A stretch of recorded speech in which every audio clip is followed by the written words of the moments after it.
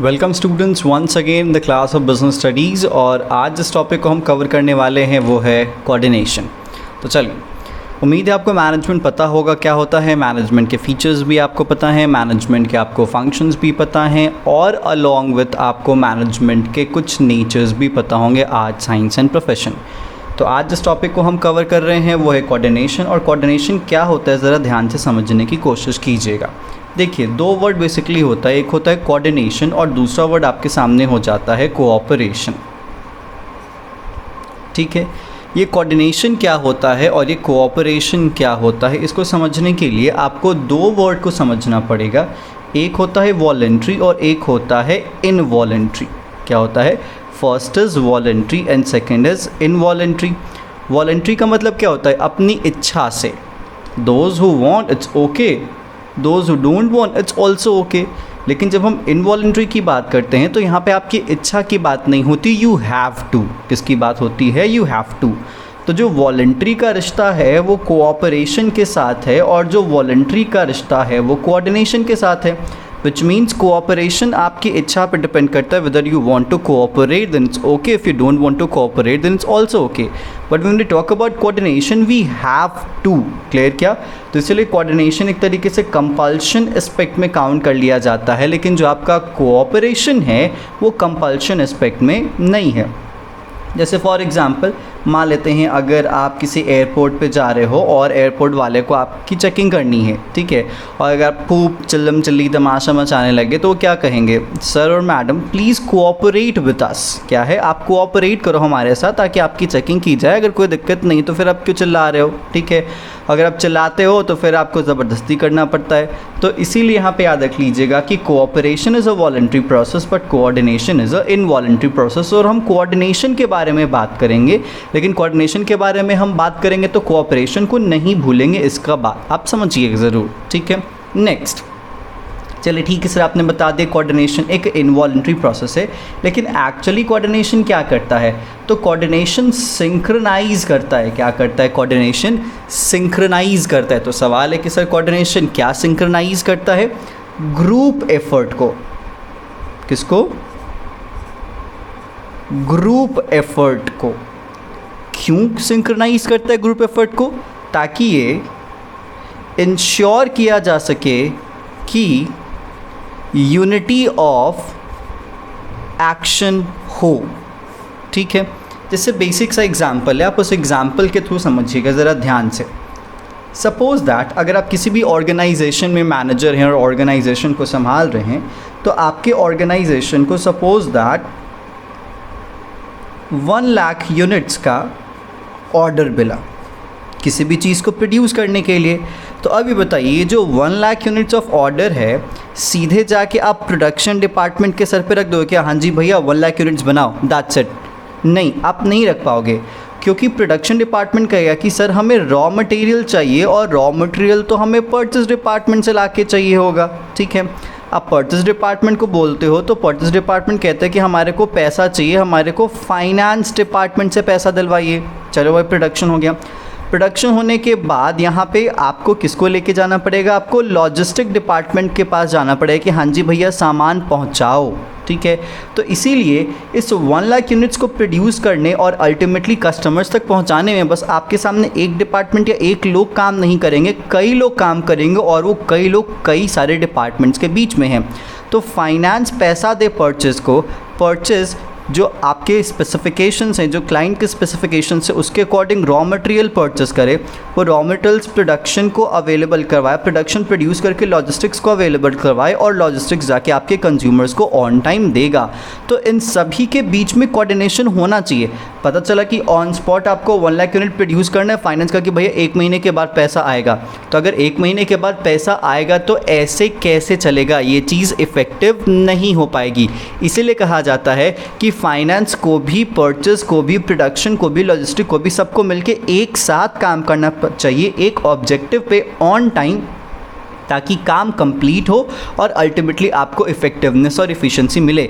तो जो साथ में तालमेल बिठा के काम करने का जो तौर तरीका होता है उसी को क्या कहा जाता है, कोऑर्डिनेशन। क्योंकि मैंने क्या कहा, coordination refers to involuntary process in which there is a synchronisation of group effort to ensure unity of action. I will repeat, coordination refers to the involuntary process in which there is a synchronisation of group effort to ensure unity of action. मतलब unity of action को पाने के लिए group effort में जब हम synchronisation करते हैं तो उसी प्रोसेस को क्या कहा जाता है, कोऑर्डिनेशन कहा जाता है। और कोऑर्डिनेशन के केस में अगर आपको एक लैंडमार्क, बहुत फेमस और पॉपुलर एग्जाम्पल देखना हो तो आप मुंबई डब्बा वाला पे जाके रिसर्च कर सकते हो कि किस तरीके से वो काम करते हैं। मतलब एक इंसान दूसरे इंसान को जानता नहीं है और मुंबई के एक कोने से दूसरे कोने में टिफ़िन ऑन टाइम पहुंचा दिया जाता है। और जो यहाँ पे एक्यूरेसी का लेवल होता है लगभग 99% के आसपास का होता है, उनसे बहुत रेयर केसेस में कोई गलतियाँ होती हैं। तो this is what we called coordination, and coordination आज के टाइम पे बहुत ज़्यादा ज़रूरी है। ठीक है, अब चलिए सवाल है कि कोऑर्डिनेशन की क्यों ज़रूरत होती है, why there is a need of coordination, और कोऑर्डिनेशन इतना इम्पॉर्टेंट आज के टाइम पे क्यों हो गया है। देखो भाई, कोऑर्डिनेशन की अगर हम नीड की बात करते हैं कि हमें क्यों तालमेल बिठा के काम करने की ज़रूरत है, तो उस नीड के पीछे कुछ रीज़न है। जैसे सबसे पहला रीज़न आपके सामने आता है growth in size. Growth in size बोले तो क्या, आज के टाइम पे आपको पता होगा ऑर्गेनाइजेशंस बहुत बड़ी होते जा रही हैं, बहुत बड़ी होते जा रही हैं, तो उनके पास बहुत सारे लोग भी होते जा रहे हैं। तो जैसे जैसे एक छोटी ऑर्गेनाइजेशन बड़ी होते जाएगी और बहुत बड़ी होते जाएगी तो बहुत सारे लोग होंगे और उन लोगों के बीच में कोऑर्डिनेशन बिठाना बहुत ज़्यादा ज़रूरी होता है ताकि आप अपने ऑब्जेक्टिव्स को, गोल्स को क्या कर सको, अचीव कर सको। So growth in size is one of the major reason behind the need of coordination in the current scenario. Second आपके सामने आ जाता है फंक्शनल डिफरेंशिएशन। फंक्शनल डिफरेंशिएशन का मतलब यहाँ पे आप क्या कहोगे कि जैसे जैसे ऑर्गेनाइजेशंस बड़ी होते जाती हैं तो आप बहुत सारे कामों को बाइफरकेट करते जाते हो। जैसे अगर कोई एक छोटा ऑर्गेनाइजेशन है, छोटी शॉप है, तो वहाँ पे फाइनेंस, परचेज, प्रोडक्शन सब एक ही इंसान के थ्रू जा रहा है और सब एक ही इंसान मैनेज कर रहा है। लेकिन जैसे ऑर्गेनाइजेशंस बड़ी होगी आप अलग अलग डिपार्टमेंट्स बनाने लगते हो। आपका प्रोडक्शन का डिपार्टमेंट अलग होगा, आपका फाइनेंस का डिपार्टमेंट अलग होगा, आपका HR का अलग होगा, सेल्स का अलग होगा, मार्केटिंग का अलग होगा। तो ऐसे अदर आपके सामने बहुत सारे डिपार्टमेंट्स होंगे।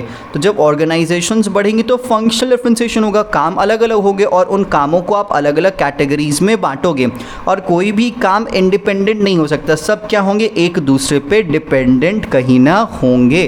तो इसीलिए कहा जाता है कि आज के टाइम पे फंक्शनल डिफरेंशिएशन है, काम अलग अलग है, तो उन कामों के बीच में कोऑर्डिनेशन बैठना बहुत ज़्यादा ज़रूरी है ताकि ऑर्गेनाइजेशनल ऑब्जेक्टिव प्रॉपर अचीव हो। उसके बाद आपके सामने जो तीसरा रीज़न है कोऑर्डिनेशन का वो है स्पेशलाइजेशन। क्या है भैया, स्पेशलाइजेशन। अब यहाँ पे ऑर्गेनाइजेशंस बड़ी हो रही हैं तो उसके अकॉर्डिंग आप काम के बेसिस पे ऑर्गेनाइजेशन को डिवाइड कर रहे हो। और अगर आप काम के बेसिस पे ऑर्गेनाइजेशन को डिवाइड कर रहे हो तो उस काम को फुलफ़िल करने के लिए, उस काम को कंप्लीट करने के लिए, उस काम को कंप्लीट करने के लिए आपको एक्सपर्ट्स को हायर करना होता है, आपको स्पेशलिस्ट को हायर करना होता है। अब आप समझिएगा कि जब आप एक्सपर्ट को हायर करते हो, किसको हायर करते हो, अगर आप एक्सपर्ट को हायर करते हो या फिर अगर आप एक स्पेशलिस्ट को हायर करते हो तो ये कहीं ना कहीं इट्स लाइक कि काफ़ी ज़्यादा एक एटीट्यूड वाले लोग जनरली होते हैं, ठीक है, जिनके अंदर थोड़ा सा ईगो वोगो भी होता है। तो इट्स लाइक अगर मान लेते हैं अगर किसी एक स्पेशलिस्ट के सामने आप दूसरे स्पेशलिस्ट को बिठाते हो तो अगर ये कोई पॉइंट कहते हो तो बट ऑब्वियस है कि दोनों के बीच में आर्ग्यूमेंट होगा, दोनों अपनी अपनी पॉइंट्स रखेंगी। मैं ये नहीं कह रहा कि एक ऑर्गेनाइजेशन में दो स्पेशलिस्ट नहीं होते हैं और आपको रखना पड़ेगा क्योंकि मल्टीपल एक्टिविटीज़ होंगे आपके सामने और आप एक्सपर्ट्स को हायर करोगे ताकि आपको बेस्ट रिस्पॉन्स और बेस्ट रिजल्ट मिल सके।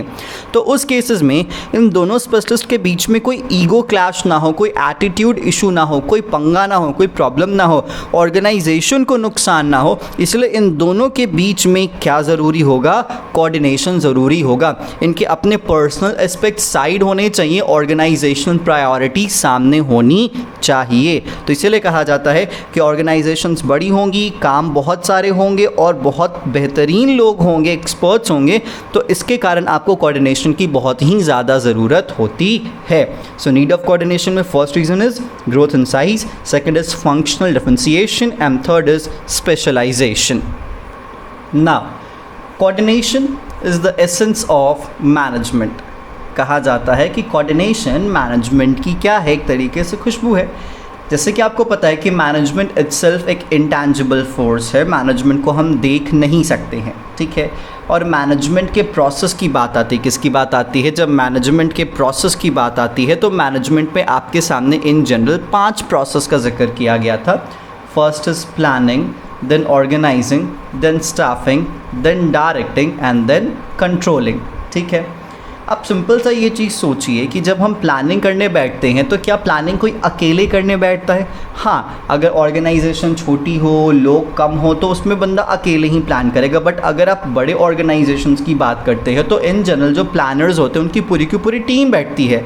और आप देखो कि अगर कोई एक इंसान है तो दूसरे से एडवाइस भी लेता है कि हाँ जी ये चीज़ सही है, काम करेगा या काम नहीं करेगा, ठीक है।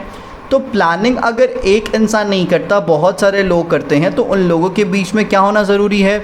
कोऑर्डिनेशन होना ज़रूरी है, तभी जाके आपका प्लान सही तरीके से बन पाएगा।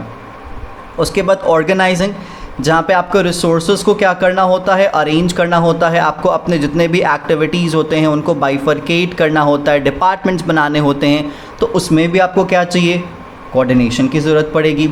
फिर स्टाफिंग की बात आती है तो स्टाफिंग एक ऐसी एक्टिविटी है जहाँ पे कौन सा स्टाफ को हायर करना है, किसको हायर नहीं करना, क्या एलिजिबिलिटी होनी चाहिए, हम उसको कैसे परखेंगे कि वो बंदा सही है कि नहीं सही है, कैसे हमें पता चले कि ऑर्गेनाइजेशन में कितने लोग की ज़रूरत है, कितने लोग की नहीं ज़रूरत है।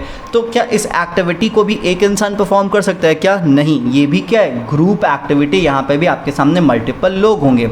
डायरेक्टिंग की बात आती है तो उसमें भी आपके नीचे बहुत सारे लोग होंगे। कंट्रोलिंग की बात आती है तो वो भी आप अकेले नहीं कर पाओगे, वहाँ पे भी जो टास्क होते हैं वो बाइफरकेटेड होते हैं। विच मीन्स इन जनरल अगर देखा जाए तो आपको प्लानिंग में भी कोऑर्डिनेशन की ज़रूरत होती है प्लानर्स के बीच में, ऑर्गेनाइजिंग को परफॉर्म करने के लिए भी कोऑर्डिनेशन की ज़रूरत होती है, स्टाफिंग को भी परफॉर्म करने के लिए कोऑर्डिनेशन की ज़रूरत होती है, डायरेक्टिंग को भी और कंट्रोलिंग को भी। तो इन सब का तार एक ही जगह आपको आके जुड़ता साफ साफ नज़र आएगा कि भाई प्लानिंग हो मैनेजमेंट का, या ऑर्गेनाइजिंग हो, या फिर स्टाफिंग हो, या डायरेक्टिंग हो, या कंट्रोलिंग हो, आपको कोऑर्डिनेशन करना पड़ेगा। इट्स लाइक कि कोऑर्डिनेशन के बिना आप मैनेजमेंट में कुछ भी नहीं कर सकते। अगर आपको याद करवाऊँ, रिवाइव करवा वो एग्जाम्पल जो कि मैंने आपको मैनेजमेंट के सबसे शुरुआत में दिया था, वो मैरिज वाला एग्जाम्पल, जहाँ पे केटरर और डेकोरेटर के बीच में कितनी ज़्यादा दुश्मनी थी, ठीक है, लेकिन स्टिल दोनों ने मिलके काम किया कि नहीं किया? क्या इन दोनों को एक दूसरे के साथ मिलके काम करने का मन था क्या? नहीं, मन नहीं था। आपने चिल्लाया था भैया काम करो, पैसा मिल रहा है, रेपुटेशन स्टेक पे, नहीं तो बहुत पंगा हो जाएगा।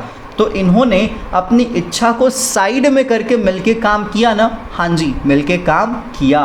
तो इसीलिए कहा जाता है कि कोऑर्डिनेशन हर जगह ज़रूरी है, प्लानिंग में भी, ऑर्गेनाइजिंग, स्टाफिंग, डायरेक्टिंग, कंट्रोलिंग। और इसीलिए मैनेजमेंट अगर बेहतर है तो आप मान लीजिए कि मैनेजमेंट करने वाले और करवाने वाले सभी लोगों के बीच में एक बेहतरीन लेवल का कोऑर्डिनेशन मेंटेन हुआ है, तभी जाके ये चीज़ इतनी ज़्यादा इफ़ेक्टिव और इफ़िशिएंट नज़र आ रही है। तो अगर आपसे क्वेश्चन में पूछता है एग्ज़ाम में कि बताइए कोऑर्डिनेशन एसेंस ऑफ मैनेजमेंट कैसे है, तो आप इसी तरीके से आंसर दीजिए कि प्लानिंग में भी ज़रूरत है, ऑर्गेनाइजिंग में भी, स्टाफिंग में भी, डायरेक्टिंग में भी, कंट्रोलिंग में भी। दैट्स वाई मैनेजमेंट का जो एसेंस है वो कौन है? कोऑर्डिनेशन है। कोऑर्डिनेशन निकाल दो, मैनेजमेंट कुछ नहीं कर सकता अकेले। क्लियर क्या? तो ये था आपका coordination, that's called essence of management, ठीक है। अब हम बात करने वाले हैं फीचर्स ऑफ कोऑर्डिनेशन की। किसकी बात करेंगे? फीचर्स ऑफ कोऑर्डिनेशन की।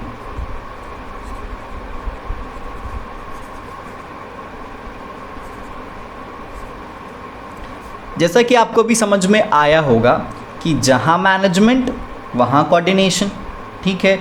और अगर मैनेजमेंट है, कोऑर्डिनेशन है, तो भाई कुछ भी होने वाला नहीं है। मतलब मैनेजमेंट अपने साथ क्या लेके चलता है? कोऑर्डिनेशन लेके चलता है। अगर वो कोऑर्डिनेशन को भूल गया तो मैनेजमेंट इज़ नथिंग, ठीक है। तो इसीलिए कोऑर्डिनेशन के जो फीचर्स हैं ना, बहुत सारे फीचर्स मैनेजमेंट के साथ आपको क्या करते नज़र आएंगे, टैली करते नज़र आएंगे, इक्वल नज़र आएंगे। जैसे सबसे पहला फीचर आपके सामने कोऑर्डिनेशन का है, that coordination integrates group effort. मतलब ग्रुप एफर्ट को इंटीग्रेट करने का काम, जोड़ने का काम, मिलाने का काम कौन करता है? तो सर कोऑर्डिनेशन करता है। ठीक है, दूसरा यहाँ पे है आपके सामने कि ये जो कोऑर्डिनेशन है वो इंश्योर करता है unity of action. Unity of action का मतलब क्या? कि जो सभी लोग काम कर रहे हैं वो काम एक ही ऑब्जेक्टिव को पाने के लिए करें। जैसे मैंने आपको थोड़ी देर पहले एग्जांपल दिया था कि 1 लाख यूनिट्स का आपको ऑर्डर मिला, तो फाइनेंस वाला 1 लाख यूनिट के बराबर पैसा देगा, परचेज 1 लाख यूनिट के बराबर रॉ मटेरियल परचेज करके लाएगा, प्रोडक्शन बनाएगा और आपका जो लॉजिस्टिक है वो उसे क्या करेगा? कस्टमर तक पहुंचाएगा। तो सब लोग अगर एक ही ऑब्जेक्टिव के लिए काम करते हैं, सबके कामों में एक साथ एक ही इम्पैक्ट नज़र आ रहा है, this is what we call unity of action. और ये तभी होगा जब सभी एक्टिविटीज़ में कोऑर्डिनेशन नज़र आएगा। अगर ये चीज़ नहीं होगी तो भाई यहाँ पे आपका कोऑर्डिनेशन नहीं है, अगर कोऑर्डिनेशन यूनिटी ऑफ एक्शन नहीं मेंटेन कर पा रहा तो। इसीलिए if you want unity of action in activities you need to do coordination, that's it. Next, third आपके सामने आ जाता है कि आपका मैनेजमेंट क्या है? कंटिन्यूअस प्रोसेस है। तो अगर मैनेजमेंट नहीं रुकेगा तो क्या कोऑर्डिनेशन कभी भी रुक सकता है क्या? Obviously not. तो इसीलिए आपका कोऑर्डिनेशन भी क्या हो जाता है? कंटिन्यूअस प्रोसेस हो जाता है। ठीक है। फोर्थ, जैसा कि आपको पता है कि मैनेजमेंट जो है वो एप्लीकेबल एवरीवेयर है, मतलब छोटी ऑर्गेनाइजेशन हो, बड़ी ऑर्गेनाइजेशन हो, प्रॉफिट ओरिएंटेड हो, नॉन प्रॉफिट ओरिएंटेड हो, नेशनल हो, इंटरनेशनल हो, कहीं भी जाओ, जहाँ जहाँ पे आप जाओगे ऑर्गेनाइजेशंस देखोगे, लोग देखोगे, आपको मैनेजमेंट नज़र आएगा, which means management is applicable everywhere. इसीलिए हम कहते हैं मैनेजमेंट इज़ ऑल परवेसिव। और भैया जहाँ जहाँ पे मैनेजमेंट वहाँ वहाँ पे क्या? कोऑर्डिनेशन। तो अगर मैनेजमेंट ऑल परवेसिव है तो कोऑर्डिनेशन भी क्या होगा? ऑल परवेसिव होगा। That's it. नेक्स्ट यहाँ पे कहा जाता है कि जो आपका कोऑर्डिनेशन है ना वो रिस्पॉन्सिबिलिटी है। किसका रिस्पॉन्सिबिलिटी है? ऑल मैनेजर्स का रिस्पॉन्सिबिलिटी है। देखिएगा वेदर वो टॉप लेवल हो या मिडिल लेवल हो या लोअर लेवल हो, टॉप में भी एक दो लोग बस थोड़ी होते, बोर्ड ऑफ डायरेक्टर्स होते हैं, CEO, CFOs, MDs, ये सब होते हैं, एग्जीक्यूटिव डायरेक्टर्स होते हैं, तो उनको भी एक दूसरे के बीच में कोऑर्डिनेशन मेंटेन करने की ज़रूरत है। फिर बात आती है मिडिल लेवल पे, तो जितने भी डिपार्टमेंट्स उसमें तो और ज़्यादा ज़रूरत होती है, और जितने भी आपके लोअर लेवल होते हैं, ऑपरेशनल लेवल होते हैं, सुपरवाइजरी लेवल होते हैं, वहाँ पे तो और ज़्यादा दिक्कत होती है। तो इसलिए जितना पढ़े लिखे लोग होते हैं उतना ही ज़्यादा कोऑर्डिनेशन को एफर्ट के साथ लगाने की ज़रूरत नहीं होती, लोग अपने आप तालमेल करके काम कर लेते। लेकिन जितना ही आप नीचे जाते जाओगे, जहाँ पे जो नॉलेज है उसका लेवल कम होते जाता है, प्रोफिशिएंसी उसका लेवल कम होते जाता है, एक्सपर्टीज़ का लेवल कम होते जाता है, तो उस केस में आपको कोऑर्डिनेशन की ज़्यादा ज़रूरत हो जाती है। तो भले ही मैनेजर आपका टॉप लेवल पे बैठा हो या मिडिल लेवल पे बैठा हो या लोअर लेवल पे बैठा हो, हर लेवल पे कोऑर्डिनेशन मेंटेन करना ये उसकी क्या होती है? रिस्पॉन्सिबिलिटी होती है, जिम्मेदारी होती है। ठीक है। नेक्स्ट आपके सामने आता है कि जो कोऑर्डिनेशन है ना वो डेलिब्रेट फंक्शन है। क्या है? डेलिब्रेट फंक्शन है। डेलिब्रेट फंक्शन का मतलब क्या? आपको जानबूझ के कोऑर्डिनेशन करवाने की ज़रूरत है, इस बात को ध्यान रख लीजिएगा। Which means each and every manager has to coordinate the effort of people in conscious and deliberate manner. मतलब जितने भी मैनेजर्स होते हैं उनको कोऑर्डिनेट करने की ज़रूरत होती है, जितने भी पीपल होते हैं उनके एफर्ट को कॉन्शियस एंड डेलिब्रेट मैनर में, तभी जाके उनको रिजल्ट मिलेगा। क्योंकि यहाँ पे एक और पॉइंट कहा जाता है कि दो चीज़ें हैं, एक है आपका कोऑर्डिनेशन और दूसरा है आपका कोऑपरेशन। आप समझिए कि अगर ऑर्गेनाइजेशन में कोऑर्डिनेशन है, क्या है? कोऑर्डिनेशन, कोऑपरेशन, ये लोग बेमन से मतलब मिलजुल के काम कर रहे हैं, इच्छा नहीं है काम करने की, तो आप बताइए अगर बेमन से काम कर रहे हैं लेकिन मिलजुल के काम कर रहे, इच्छा नहीं है, तो आपको नहीं लगता कि डिससैटिस्फैक्शन आएगा अंदर से कि मन नहीं है लेकिन फिर भी करना पड़ रहा है, क्या करे, पेट का सवाल है। तो ऐसे नहीं होता ना, मतलब कोऑर्डिनेशन अगर है तो कोऑपरेशन को भी होना पड़ेगा, क्योंकि कोऑर्डिनेशन है और कोऑपरेशन है तो डिससैटिस्फैक्शन आएगा। दूसरी चीज़, अगर लोग कोऑपरेट कर रहे हैं लेकिन कोऑर्डिनेट नहीं कर रहे, कह रहे कि हाँ भाई हम तुम्हारे लिए काम करेंगे, मिलके काम करेंगे, मिलके काम करेंगे, मतलब अच्छा तो है लेकिन हो नहीं पा रहा काम मिलके, तो इस केसेस में आपको कोऑपरेशन नज़र आए, कोऑर्डिनेशन नज़र नहीं आएगा, तब जो भी काम करो आपका एफर्ट क्या हो जाएगा, वेस्ट हो जाएगा। तो इसलिए कहा जाता है if there is a coordination but there is a lack of cooperation, so there is a dissatisfaction between the employees and the people, and if there is a cooperation but there is a lack of coordination, so there is a wastage of effort of the people. So being a manager, it's your responsibility to maintain dual elements. First is coordination along with cooperation, तभी जाके आपका management successful होगा, otherwise कहीं ना कहीं गुंजाइश या कमी ज़रूर रह जाएगी। क्लियर क्या? तो ये थी आपकी कोऑर्डिनेशन की कहानी, उम्मीद है आपको समझ में आया होगा। आपके पास जो भी मटेरियल है एनसीईआरटी है, प्लीज़ गो थ्रू, अगर कोई प्रॉब्लम है तो ज़रूर पूछिए। फिर हम आपसे मिलेंगे यहाँ पे दूसरे चैप्टर के साथ, क्योंकि आपका चैप्टर 1 हो जाता है ओवर। तब तक के लिए goodbye and be safe.